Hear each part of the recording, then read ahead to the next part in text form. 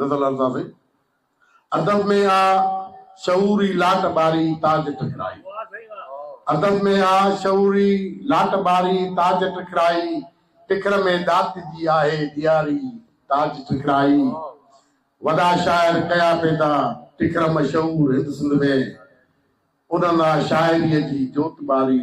ताज टकराई कहीं हम अस्र शायर नामोरा सिंध में तुझा जिनी सा बोर राई रात घारी ताज टकराई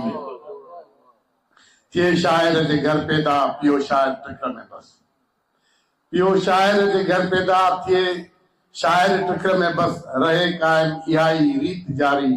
ताज टकराई शफक नूरुल हुदा अख्तर तबस्सुमई सहर गुलफाम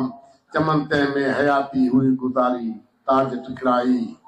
गनी शबीर हातिफ गुल गदा इमदाद मुखलसा जमी हाफिज जी दिलगीर वारी ताज टकराई गनी शबीर हातिफ गुल गदा इमदाद मुखलसा जमी हाफिज जी दिलगीर वारी ताज टकराई रुगो खस्तान हो बिस्मिल भी हो ताज भी हो रुगो खस्तान हो बिस्मिल भी हो ताज भी हो लिखा नाला थिए दीवान भारी ताज टकराई जलाए दीप दा बजाओ जाला जिन कया सिंध में जलाए दीप दा बजाओ जाला जिन कया सिंध में उन्हनि जे शाइरीअ में दात प्यारी ताज टकराई टिकर इल्मो अदब जो शहर आहे सिंध जाने थी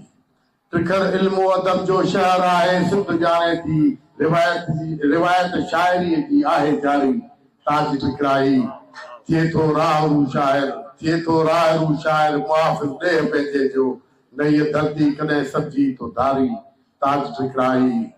मुखालिफ कौम जो शायर नई दरबार जो माण्हू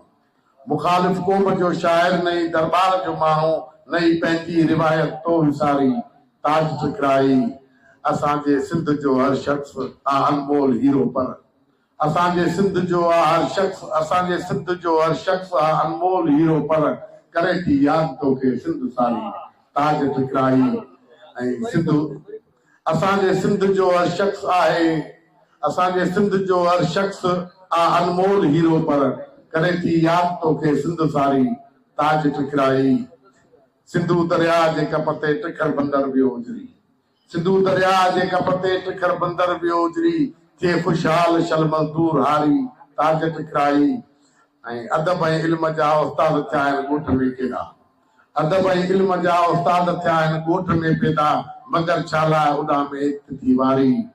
मगर छाला उॾा में हित थी वारी ताज टकराई गज़ल तारिक लिखे तो क़ौम पंहिंजे खे ॿुधाए गज़ल तारिक लिखी तो क़ौम पंहिंजे खे ॿुधाए हुजनि छो देश में माण्हुनि जा मारी ताज टकराई